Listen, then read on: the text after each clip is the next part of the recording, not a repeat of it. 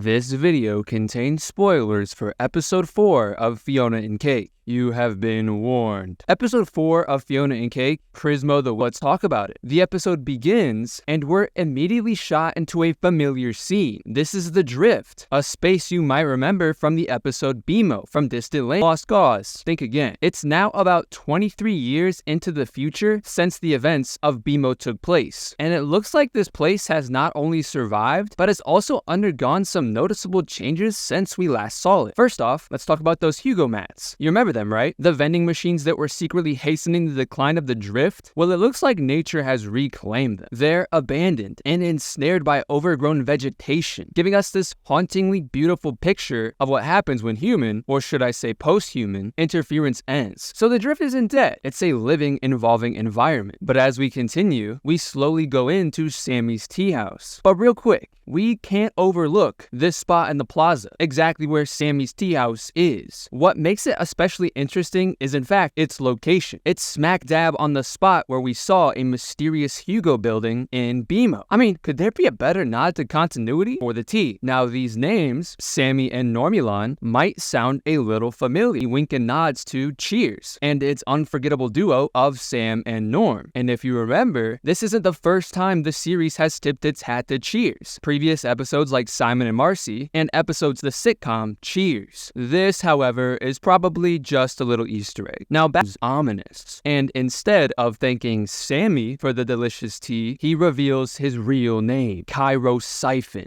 Mysterious customer turns into the Scarab. It turns out Cairo Siphon abandoned his post at some point in his life, causing the Scarab to hunt him down. This first interaction that we see of the Scarab kind of sets into motion what his job is. He's a god auditor who works on checking on cosmic entities to make sure they're all in line. That cosmic entities part is really important, and I'll mention it again in a little bit. But the Scarab quickly takes out Cairo Siphon, causing him to transform into this little pixelated egg-looking thing, which immediately reminded me of a Tamagotchi. And it turns out the Scarab has a ton of them, all of these things being cosmic entities that he tracks down and neutralizes. But let's talk about these because some of them are a little familiar. The first one being someone that kind of looks like Giuseppe, who was a character who appeared in the episode Thanks for the Crab Apples Giuseppe, but the second one kind of looks like a Catalyst comet. Now, this revelation could shed light on a multitude of theories. Firstly, we've established in the past that the Catalyst comet isn't your run-of-the-mill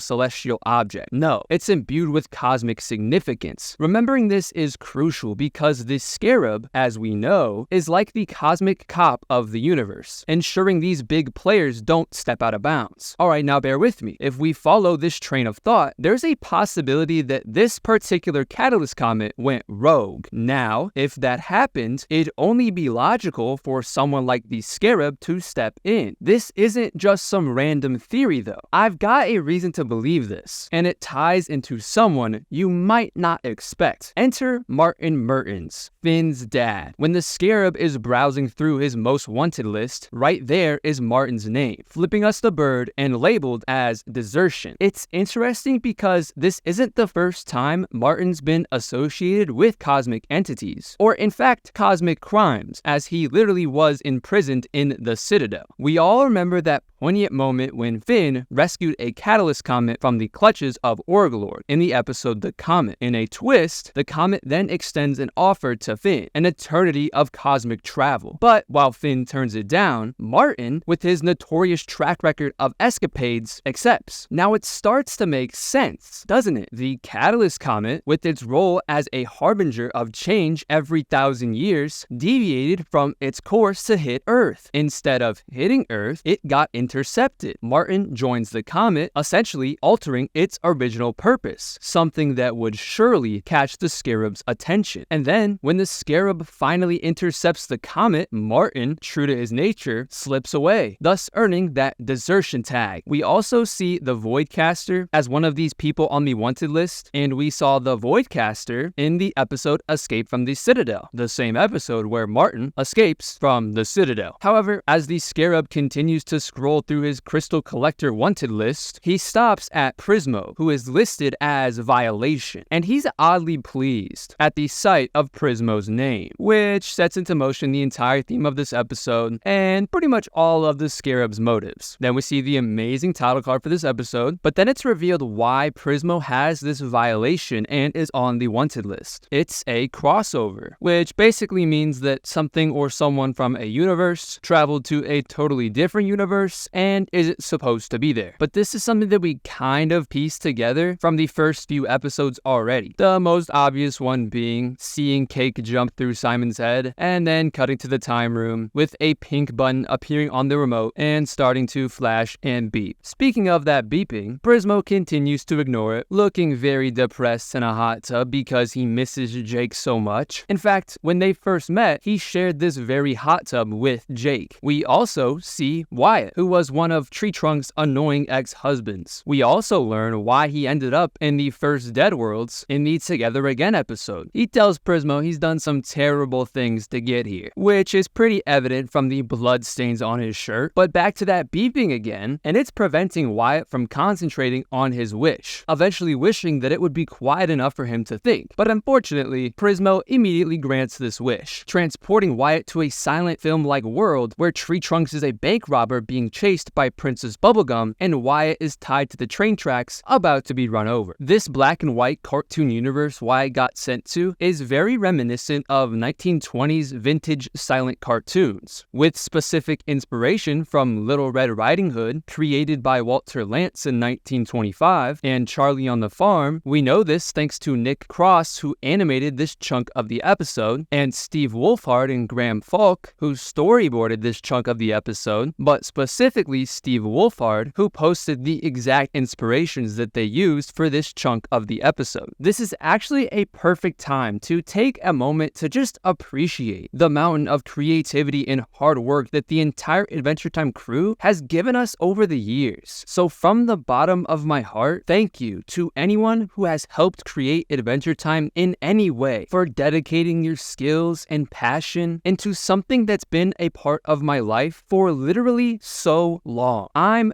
beyond grateful, and I know I speak for so many more people who feel the same way. Sorry for the little heartfelt tangent. Let's get back to the episode. We left off with Wyatt being tied to the train tracks about to be ran over, but he's saved at the last minute by Peppermint Butler. The train still pokes him enough that he passes gas, causing everyone to laugh at him as he silently curses out Prismo. However, in this silent film universe, we see the silhouette of the Lich hidden in the cave behind the version of the Princess Bubblegum. The snail can also be seen just above. Not only is this whole silent film universe creepy to begin with, but this shot of the Lich smiling in the shadows of the cave is so scary. This pretty much confirms that we will see more of the Lich throughout this series, because if you remember from the episode crossover, the Lich's hand got transported into every single universe in the multiverse. So I'm guessing this won't be the last time we see the Lich. Prismo finally checks what the beeping is, and he finally learns that it's a crossover in the main timeline of Ooh. As he's flipping through the channels, we see and get caught up with a lot of the characters from Adventure Time. Like we see Huntress Wizard just cruising throughout the forest, then he flips to a flashback scene of when the Candy Orphanage just opened, then to Peps and Blaine, who are still enrolled in the wizard school, and they seem to have become good friends, sharing a milkshake together. Then we see Susan and Frida still going on adventures throughout the land of Ooh. We even see in Come Along With Me them still going on adventures. And from this episode, Prismo the Wishmaster, they are still going strong 12 years later. The final channel that Prismo flips to is Fionna and Cake, picking up exactly where we left off in the Cake the Cat episode. He immediately teleports the two into the time room, but is left confused by their strange appearance, which he promptly rectifies by removing Cake's translator and changing both her and Fionna into their appearances from the Ice King's fanfiction. Prismo is very curious on how Fionna and Cake got into Ooh and goes to check Simon's mind, which is our first big clue on what's to come, but it turns out he can't access it. So he teleports Simon, who was in the middle of a shower, into the time room after giving giving him some clothes, Prismo interrogates Simon over how Fionna and Cake got into Ooh, eventually determining Simon was trying to summon Gold Betty. Simon complains that he should be allowed to try after Prismo himself previously failed, which was a callback to the finale Come Along With Me, where we see for a brief second Simon trying to wish Betty back into existence, but it failing, which was very similar to when Kingman tried to wish Margles back in the episode You Forgot Your Floaties. However, this is where the juicy bits of lore start to come out. Fionna and Cake demand to know who Prismo is, and he explains that he is the Wishmaster, tasked with granting wishes. But he explains that sometimes his wishes create other realities, starting off by showing them Farm World, which is an alternate timeline created when Finn wished that the Lich never even existed in the episode Finn the Human. He then shows them a funny shaped universe. Not only is this universe unlike anything we've really seen, it was also wished for, similar to Farm World. The only thing it kind of resembles is the colors of the bird Dead World that we saw in Together Again, and the shapes of the audio afterlife that we also see in Together Again. But we know for a fact that these aren't universes, they are Dead Worlds. So I have no idea what this funny shaped universe could mean, or even who wished for it. He then continues by showing them the marvelous misadventures of Flapjack as a universe, which is a pretty big bombshell because for a while, people have speculated that the marvelous misadventures of Flapjack and Adventure Time share the same canonical multiverse, and they confirmed it in this episode. Even the very scene of the marvelous misadventures of Flapjack featured in this episode was storyboarded by Pendleton Ward, the creator of Adventure Time. Then the Grotto universe, which we saw in the episode Beyond the Grotto, and finally Ooh, which he calls his favorite because it had his favorite guy, Jake the dog. Now, some of you might be wondering, is this Ooh universe that he's showing Fionna and Cake an alternate reality or a flashback? That's a great question, and I'm pretty sure I have the answer to it. And it all lies in something Prismo says. But first, if you remember from episode 3 of Fionna and Cake, Cake the cat, we see Prismo clearly missing Jake the dog, who is pretty much confirmed no longer with us at this point, and Prismo is watching a universe where Finn and Jake are embarking on their usual wild escapades, which would be impossible if Jake had died. But in episode 3, it's pretty obvious that this is an alternate universe, because Finn still has the Jake tattoo on his chest, which at this point most people believe he got after Jake's departure. Fast forward to episode 4, Prismo the Wishmaster, and he's doing the same thing, watching a universe in which Finn and Jake are still going on adventures. Except, is this one an alternate universe? Well, what if I told you no? It's just a flashback, and it's all because Prismo mentions that this universe had his favorite guy, Jake the dog. Oh, this universe is special because it had my favorite guy.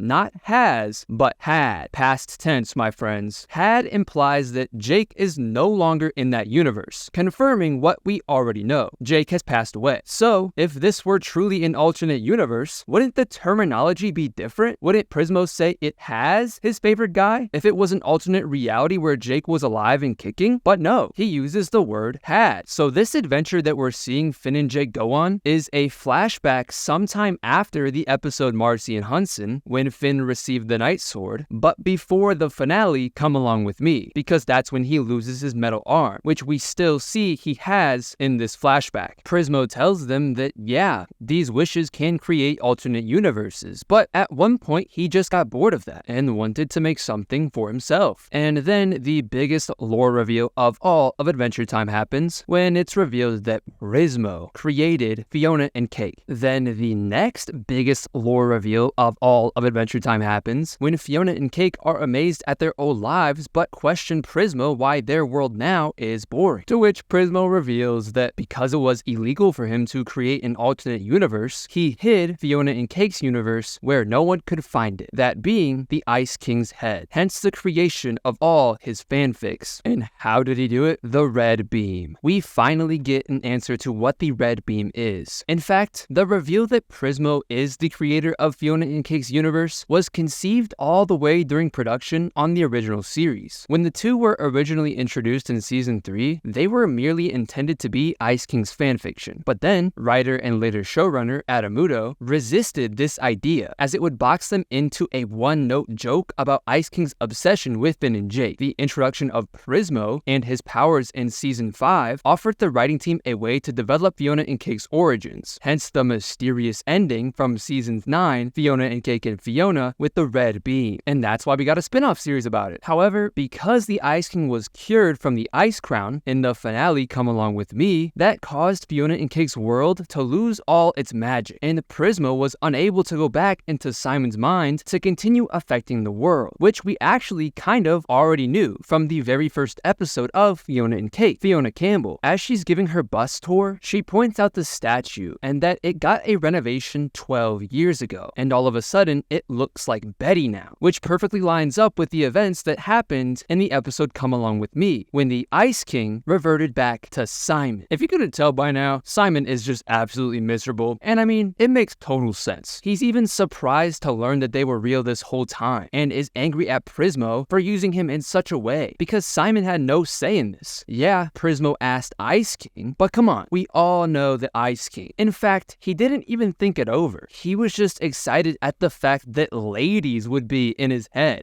Sure, magic flashlight. You can put anything you want in there, especially if it's got a hot lady. So it totally makes sense why Simon is so angry at Prismo. Now Simon has to live in a world where he's constantly reminded of his past, the very thing that he grew to despise, and it's not even his fault. Then, out of nowhere, we hear a knock at the door to the time room. And who is it? The Scarab. Now Prismo's freaking out because he knew he messed up, and that also just kind of goes to show how powerful the Scarab really is. And just to give you a quick reminder, the Scarab is here because Prismo violated the rules of being a Wishmaster. He didn't respond to the crossover alerts right away, which alerted Scarab of a violation. Because remember, at this point in time, the Scarab doesn't know about Prismo's unauthorized universe, only the fact that he did not respond to those alerts about the two crossovers in the Land of Oo universe. So, in a way to try and hide the evidence from the Scarab, he splits off into two beings. One escorts Fionna, Cake, and Simon to the exit downstairs, while the other distracts the Scarab. The Scarab, however, becomes quickly suspicious because Prismo isn't doing such a good job at lying. But as Fionna, Cake, and Simon continue downstairs, Prismo explains that the Scarab is a god auditor, and if he finds out that Prismo did indeed create an unauthorized universe, he would be in some pretty big trouble from his boss. This is the first time we hear about Prismo's boss again since the episode crossover, and it also reveals that Prismo and the Scarab work for the same boss. But Prismo notices a huge flaw in his Fionna and Cake stories, and it's the fact that Fionna is wearing a skirt, making it super hard for her to walk around. So Prismo gives her some shorts. But this also reveals the very thing that will take down Prismo. It's becoming increasingly hard for him to keep two conversations going at the same time. And instead of asking Fionna how her new shorts are, he asks the Scarab. He actually does a pretty good job at playing it off, but the Scarab still grows increasingly suspicious, so much so that he makes Prismo open up the door to the basement, and so Fionna, Cake, and Simon have to continue and end up in the Time Core. Prismo explains that these two beings smash each other constantly, sending time waves throughout the multiverse to be experienced as the passage of time, which is actually pretty cool because we saw this very concept fleshed out all the way back in Season 4, specifically in the episode The Lich, where Buko explains exactly what we just saw in the Time Core. I just think it's so cool seeing details from all the way back to Season 4 are still being fleshed out today. Prismo continues and explains the concept of the multiverse with the web of different universes, very similar to the one that we saw in the episode crossover. However, because Fionna and Cake's universe universe is unauthorized, it is way off the map, and its mere existence could have dangerous effects on the other realities. Which actually gets me thinking. I know I've mentioned it before, but in the crossover episode, the Lich's hand gets transported to every single universe in the multiverse. And although Fionna and Cake's universe is portrayed as a bad thing because its mere existence could have dangerous effects on other realities, what if it turns out to be a good thing? What if Fionna and Cake's universe is so far away from every single other universe that it's not even connected at all, that the Lich's hand isn't in Fionna and Cake's universe? And if we do end up seeing more of the Lich in the future episodes, maybe their universe is the one saving grace where they can truly defeat the Lich. But that's a little out there. Prismo, Fionna, Cake, and Simon finally arrive at their destination, the room holding Old Man Prismo. As it turns out, Prismo wants to force Simon to reopen the portal so they can put Fionna and Cake back in their universe. One thing to note is that this room, bed, and Old Man Prismo are all from the episode Is That You? And if you didn't know, this Old Man Prismo lying in bed is actually Jake. Another quick thing to note is that this room has gotten a complete remodel to look like